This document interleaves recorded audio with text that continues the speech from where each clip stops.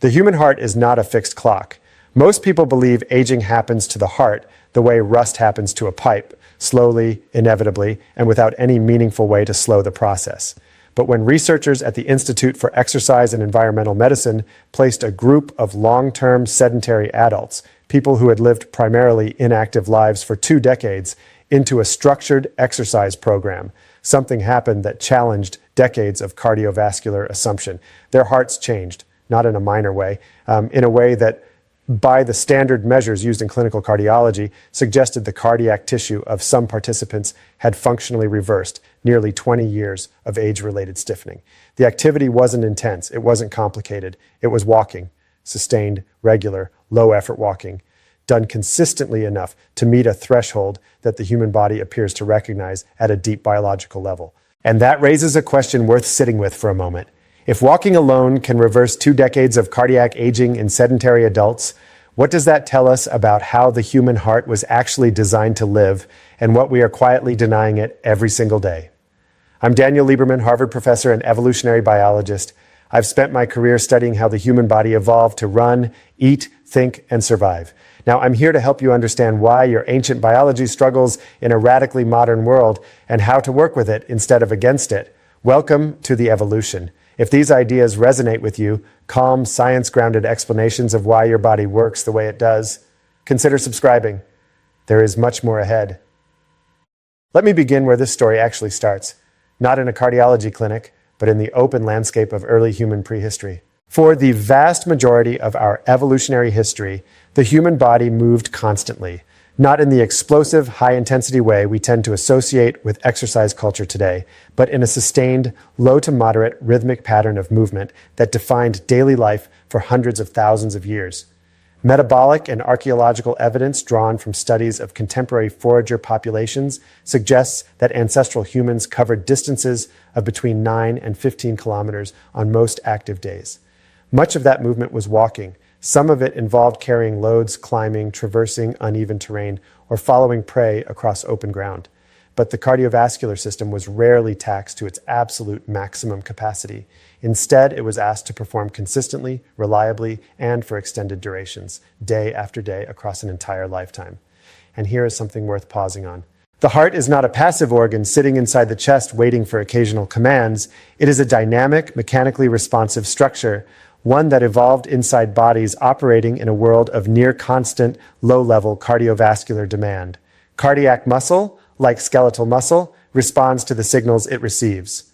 When those signals include regular, sustained elevations in heart rate, the kind produced by steady walking across varied terrain, the heart's chambers adapt, the walls maintain their elasticity, and the myocardium retains the functional properties it was shaped by natural selection to have. When those signals are absent for years at a time, something else begins to happen. The heart starts to stiffen. Not catastrophically, not in a way you would feel as a sudden change, but measurably, structurally, and in ways that accumulate silently over years and decades of sedentary living. This stiffening, which scientists measure through a parameter called cardiac compliance, the ease with which the heart's left ventricle stretches and fills with blood during each beat, is one of the key mechanical signatures of cardiovascular aging. And until relatively recently, the majority of researchers assumed it was simply an irreversible feature of growing older. That assumption turned out to be wrong. To understand what the walking research revealed, you first need to understand what actually changes inside the heart as it ages without adequate movement. The left ventricle, the chamber responsible for pumping oxygenated blood out to the entire body, is not simply a muscular balloon. It is a precisely engineered cavity lined with specialized muscle fibers and surrounded by a collagen-rich extracellular matrix that provides structural integrity. In a young, physically active heart, this matrix remains pliant and responsive. The ventricle can expand easily during the filling phase of each cardiac cycle and contract powerfully during ejection. As people age, particularly those who have lived largely sedentary lives, this collagen matrix undergoes a gradual but significant transformation. The fibers become denser, increasingly cross-linked, and progressively less elastic. The result is a chamber that fills with greater difficulty, generates higher internal pressures to compensate, and over time becomes measurably less efficient at the fundamental task of moving blood through the body. Physicians call this diastolic dysfunction, an impaired ability of the ventricle to relax adequately during the filling phase of the cardiac cycle. It is associated with reduced exercise tolerance, elevated cardiovascular risk, and the familiar experience among older sedentary adults that physical effort now feels disproportionately exhausting compared to what it once required. But here is where evolutionary biology introduces something that pure clinical medicine cannot fully explain on its own. This stiffening does not occur uniformly across aging populations. It appears to be, at least in significant part, a product of disuse rather than simply the passage of time. Researchers studying endurance-trained older adults, people who had maintained consistent moderate activity throughout their adult lives, not competitive athletes, simply regularly active people, found that their hearts retained substantially greater compliance than age-matched sedentary individuals. The collagen matrix behaved differently, the ventricle filled with noticeably greater ease. The heart, in mechanical terms, continued to function with properties characteristic of a substantially younger organ. And this creates a problem that nobody fully anticipated when studying the question of reversal. If stiffening is partly driven by disuse, by the progressive withdrawal of the movement signal the heart evolved to receive, then is it possible, even after years of inactivity, to reverse it? The study that produced the most compelling data in this area was designed by cardiologists and exercise physiologists who built one of the most carefully controlled cardiac adaptation experiments of its kind. They recruited adults in their 50s and early 60s who had lived sedentary lives for the majority of their adult years, minimal formal exercise, predominantly desk-based careers, no sustained physical training. By every standard cardiac measure, these individuals showed the expected markers of age-associated cardiac stiffening. Their hearts were functioning according to the biological script of disuse. Then researchers introduced a structured protocol built around one primary activity: walking, specifically consistent low to moderate intensity cardiovascular movement performed 4 to 5 times per week, sustained across a 2-year period. The results were not subtle. Cardiac compliance in participants who adhered consistently to the program improved substantially. The left ventricle became measurably more elastic. Internal filling pressures declined. In terms of functional cardiac age, the biological measure of how a heart performs relative to its chronological age, some participants showed reversals equivalent to approximately 20 years of prior stiffening. Now, let me be precise about what this does and does not mean. This is not a claim that walking reverses time or guarantees cardiovascular health. Biology is never that simple, and I will not pretend otherwise. What the data shows is that the human cardiovascular system retains a plasticity, a capacity for structural adaptation, that persists far longer into life than was previously understood or expected. And that plasticity appears to be activated specifically by the kind of sustained, moderate cardiovascular effort that humans performed for the vast majority of their evolutionary history. Not sprinting, not high-intensity interval training, walking. That is the counterintuitive center of this entire story. This is where evolutionary biology provides a framework that cardiology alone cannot fully supply. Consider the environment in which the modern adult heart actually lives. For the majority of people in developed economies, the cardiovascular system sits largely idle for most of each day.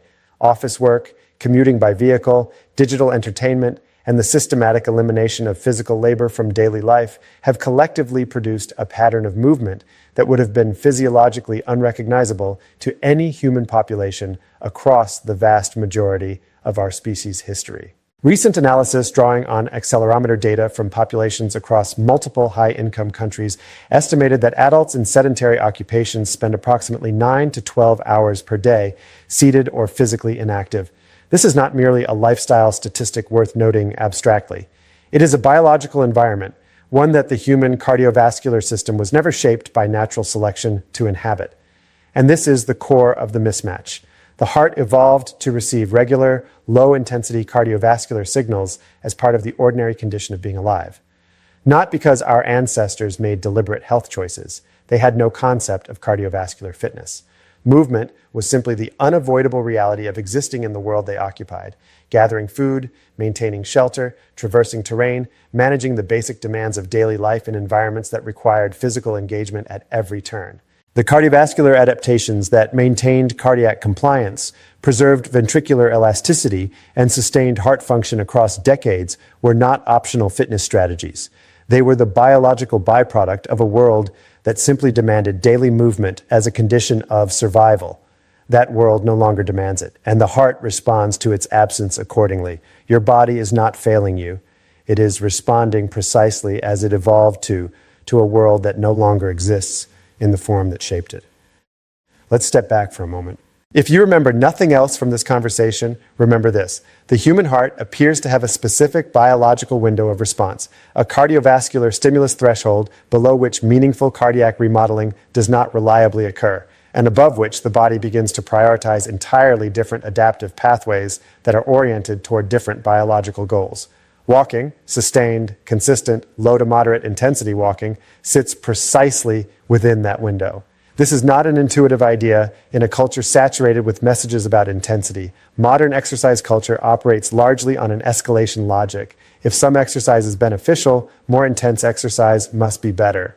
High-intensity intervals, heavy resistance training, competitive athletics, these have become the cultural gold standard for cardiovascular health in popular health discourse, and they do produce real and important physiological benefits. But for the specific problem of cardiac stiffening in previously sedentary adults, the research points in a more nuanced direction.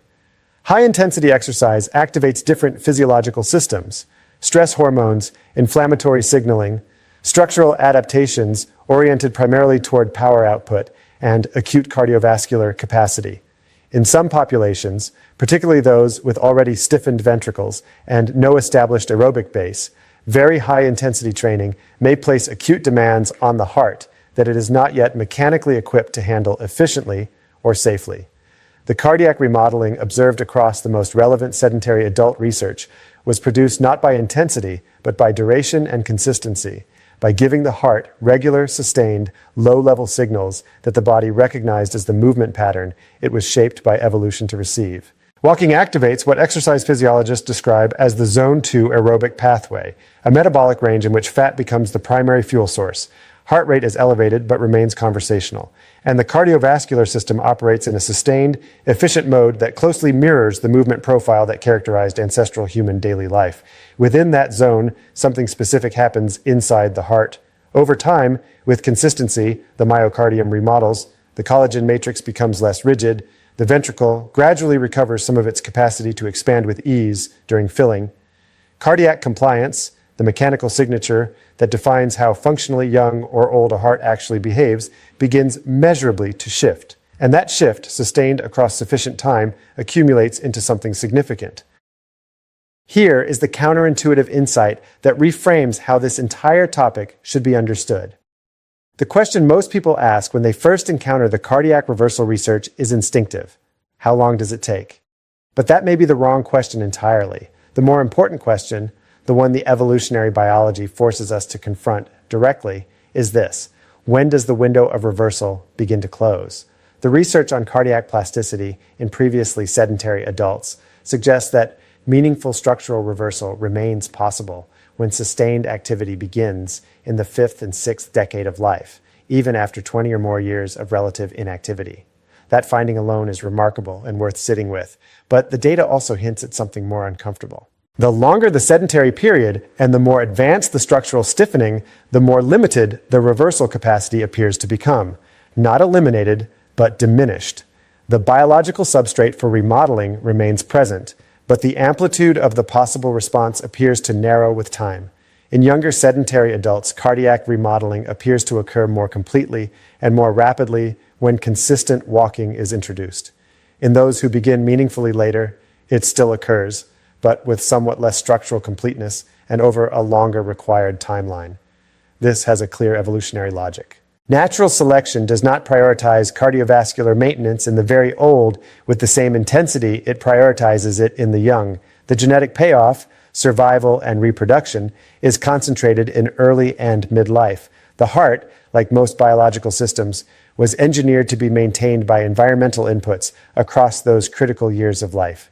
When those inputs are removed for decades and then reintroduced late, the system responds, but not with the same efficiency and completeness as if it had never lost the signal in the first place. And this creates a realization that no one fully anticipated. The most important cardiovascular intervention available to modern adults is not a pharmaceutical agent, not a surgical procedure, not a technological device. It is daily walking, begun as early as possible and sustained long enough to keep the heart within the biological environment it was shaped to inhabit across a lifetime. Let me place this in a concrete human context. Consider a woman in her late 50s, a retired civil servant who spent over 3 decades in administrative desk work. She is not dramatically unwell. Her blood pressure sits at the higher end of normal. Her weight is moderate. She has no diagnosed heart condition, but she is not engaged in any sustained cardiovascular exercise since her early 30s. Life filled the space that movement once occupied. When she climbs 2 flights of stairs briskly, her heart rate spikes sharply and recovers slowly. She feels breathless in a way that surprises her, more than she expects, more than she remembers. She attributes it to being out of shape, a phrase that frames the experience as a personal failing. But what is actually occurring inside her chest is not a failure of character. It is a mechanical consequence. Her left ventricle, after nearly 3 decades of minimal cardiovascular demand, has undergone the progressive stiffening that sedentary life reliably produces. The chamber fills with greater difficulty during each beat. Each contraction requires proportionally greater muscular effort to generate adequate output. The heart that was biologically capable of sustained, efficient work in a low-intensity cardiovascular environment, the environment it evolved within, is now laboring disproportionately at even modest demands. If she begins a consistent walking program, not aggressive, not excessive, but sustained across months and into years, the research suggests her heart will respond. Not immediately. Cardiac remodeling is not a quick biological process. The studies showing meaningful reversal of stiffening measured change across timelines of 1 to 2 years of consistent effort. But the direction of adaptation, when the stimulus is appropriate and consistent, is toward compliance, toward a heart that once again functions with something closer to the elasticity it was built to maintain. That is not a small thing. That is the body doing precisely what it was designed to do, given the environmental signal it was shaped to receive. There is something else occurring when a sedentary adult begins sustained walking, something that extends beyond the mechanical remodeling of cardiac tissue and touches the deeper architecture of the autonomic nervous system. Walking at a sustained, moderate pace activates a systemic physiological recalibration. Heart rate variability, the measure of the heart's moment-to-moment flexibility in responding to the body's changing demands, begins to improve with consistent practice. The autonomic nervous system, which governs involuntary heart rate, blood pressure regulation, and the rhythmic balance between activation and recovery, shifts toward a more balanced functional state. In evolutionary terms, what is happening is a restoration of signal. The human autonomic nervous system evolved in an environment of near-constant rhythmic physical activity punctuated by genuine rest. The parasympathetic branch, the restoration pathway, is most robustly activated during and following recovery from sustained physical effort.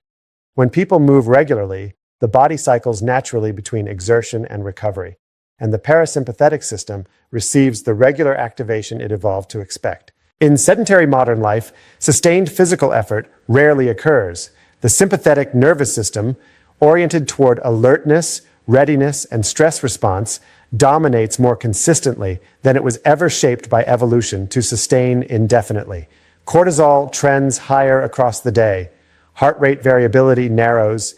The cardiovascular system operates in a state of low-grade chronic activation that is neither true rest nor genuine exertion, a physiological limbo that human biology never evolved to maintain as a permanent state.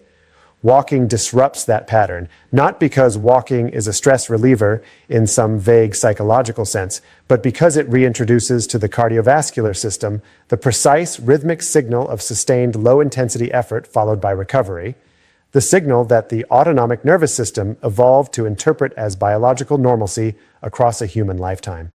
The heart, in a very real sense, recognizes walking, not as exercise, as life, as your instincts evolved for a different world. That is not a criticism of how modern people live. It is simply the most important biological fact about human health in the 21st century. The human heart did not evolve expecting chairs, vehicles, passive entertainment, or the systematic elimination of physical labor from daily existence.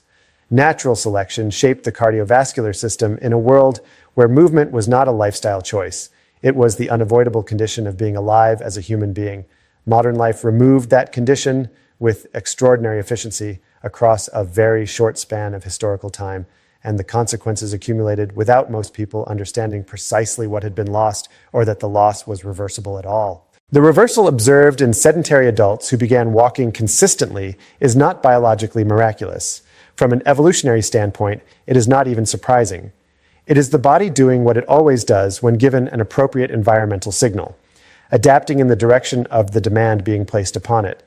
What is genuinely remarkable is how long the capacity to respond persists. Well into the fifth and sixth decade of life, in people who had been sedentary for 2 decades or more, the cardiovascular system still listened, still responded, still remodeled toward compliance when given a signal it recognized as the movement pattern of a human life. That is extraordinary biological resilience, and it reframes something important.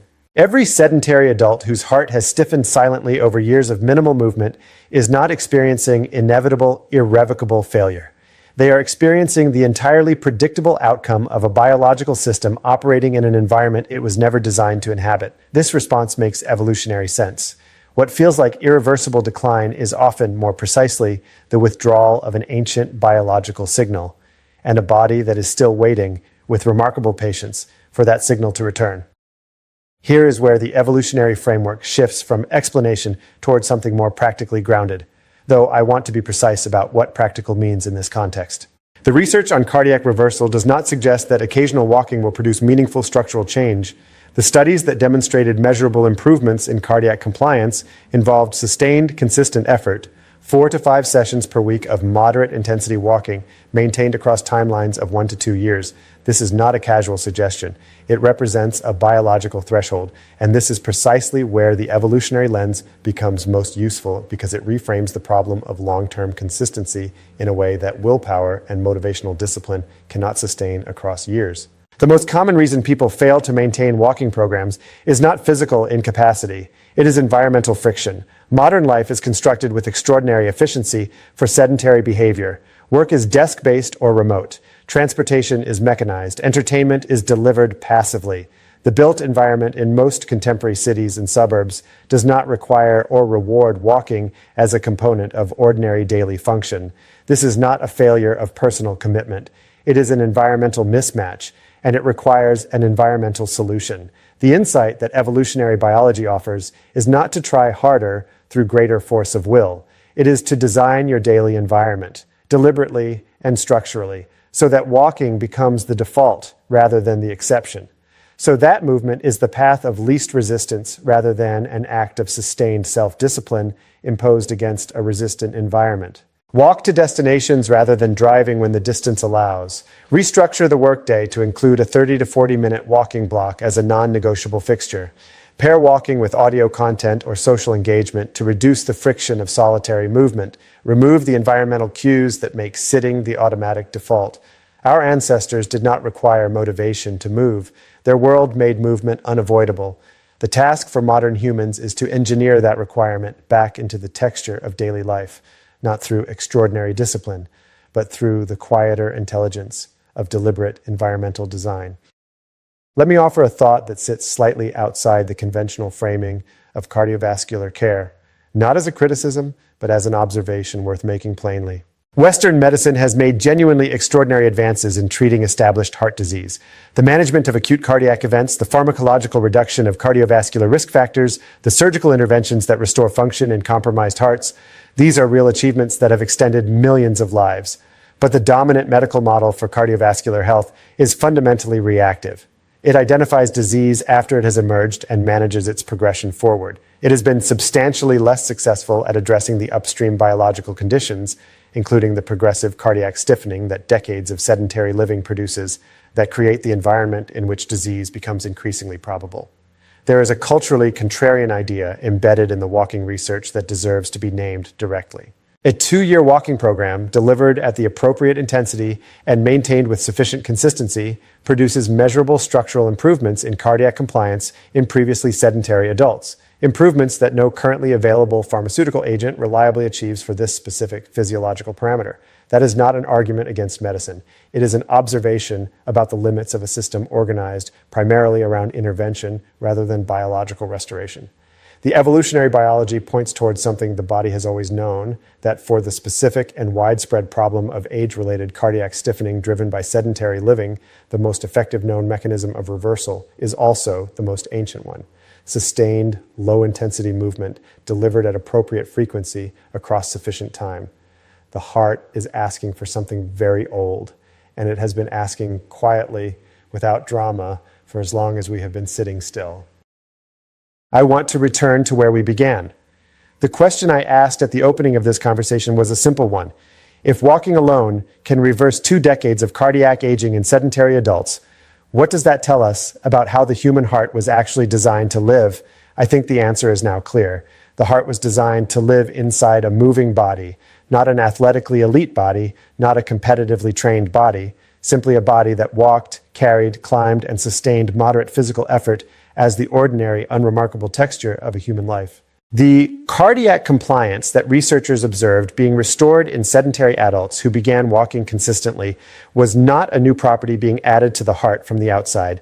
It was an old property being recovered, a biological capacity that the heart had always possessed and retained, but that had been gradually withdrawn by an environment that offered no adequate stimulus to maintain